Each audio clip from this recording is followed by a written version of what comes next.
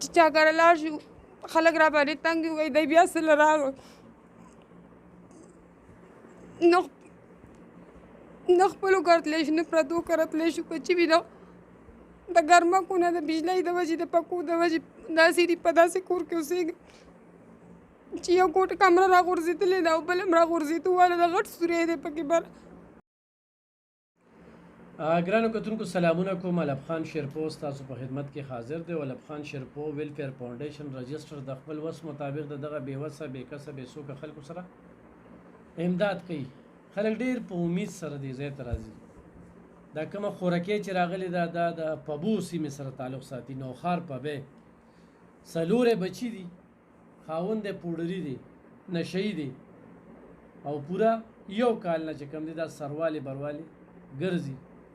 دې ته کوم سهولیات دي، ژوند یې څنګه دی، دا به یې سره په خپله بیان کړي. ما چې دې څه واورېدل ډېر دردناکه کیسې ده. پورې خپله کیسه وکړه دې خلکو ته. کال شو چې خاوند مې کور ته نه راځي، نه راکره بجلي شته، د بل په خدمت باندې کور کې اوسېږم. بچي مې واړه دي، زوی مې دی مصري سره ناست دی، هغه له 100 روپۍ روز ورکوي. په خپله د جوړونو بیماره یم. دوایانې مې د کالو شو چې ما دوایانې هم نه دي راوړي چې خاوند مې کور ته نه راغلی. چې چا کره لاړ شو خلک را باندې تنګ وي دی بیا سره راغلو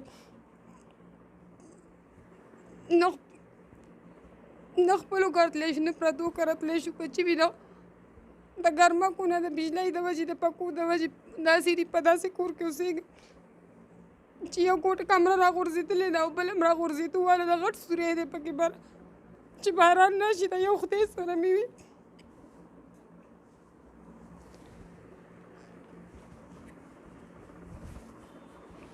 دا څلور خپل دي نه دا په خدمت باندې اوسېږم. څلور بچي مې دي خو د جوړونو بیمار یم. ټوله خوږېږي، ټول بدن مې خوږېږي. اوس هم خدمت کوي؟ اوس هم خدمت کوم، په خدمت باندې اوسېږم. روټۍ ترکاري راکوي راته. بچو دې سبق کوي؟ دی دغه یوه پن کلاس کې د سکول ته ځي همداسې، او بله لور مې دغه د 12 کالو دغه رالچه مدرسه کې داخله کړې ده، هغې ته سبق ته ځي راځي. او زوی مې ورکوټی دی خو هغه سکول پرېښی دی، مزدوري کوي. مزدوري کوي د 14 کالو دی. څو پیسې وروړي؟ 100 روپۍ ورځ. دا ځای درته چوکو ده، ډېر لرې نه به پسې راغلي. دا ما له چا نمبر راکړی و هغه ورځې زما لاټ ته وکته ټول د چې چا کره باران وشي ټولې اوبه مونږ کره رانه نه وځي، نه را کره بمبه شته د بل د کوره په بالټي کې اوبه راوړم. ټوله ورځ پردی خدمت وکړم، بیا راشم بیا اوبه راچلو. بچو کله نهاره تېرېږي؟ بس نیکانو کار چې کار وکړم هغه یې راله روټۍ راکوي، ترکاري راکوي راله.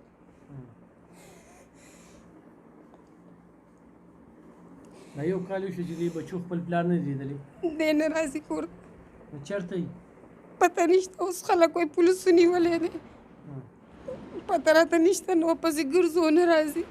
چې کوم وخت کې و نو هغه وخت کې مې والو ټکولو د دنیا دا ما ته جوړونو بیماري ده، هغه د والو ټکولو ته وجې لګېدلې ده.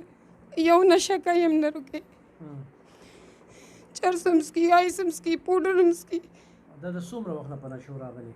کم از کم هغه د مور خبره ده چې د 40 کاله خو بې کېږي چې دی نشه کوي. نه عمر یې څومره وي؟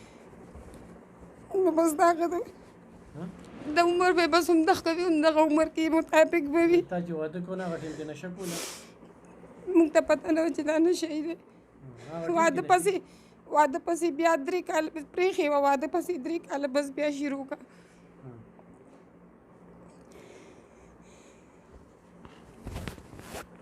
بچې پلار دې څونه وخت شو چې نه یې لیدلی؟ ډېر وخت شو چې نه یې لیدلی. چې نه راځي کور ته؟ او مور دله خدمت کوي؟ سکول ته چې ځي ځان سره پیسې وړي؟ ولې؟ هم پیسې نشته. ته څه ویل غواړې دا کتونکي ګوري؟ دا خور دنه څه غواړي؟ ورور چې دله پیسې وړي درکوي دله؟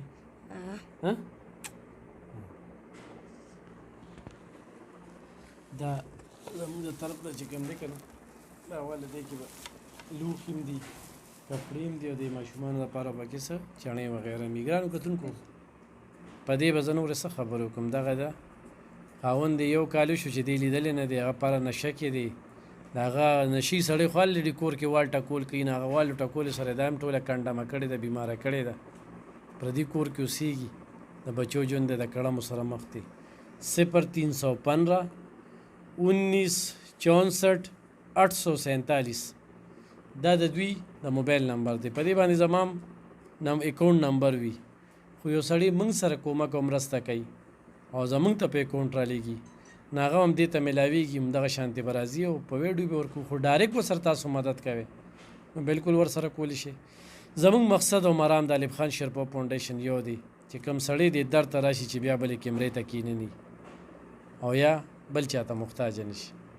زموږ ډېر کتونکي الحمدلله موږ دا 3 نیم کاله څومره ویډیوګانې کړي دي، د ډېرو خلکو سره کومک او مرسته شوې ده. دا خلک هم په خپلو کومک مرستو کې یاد وساتئ، ضرور یې ملاتړ وکړئ. ډېره مننه، خوشحاله اوسئ.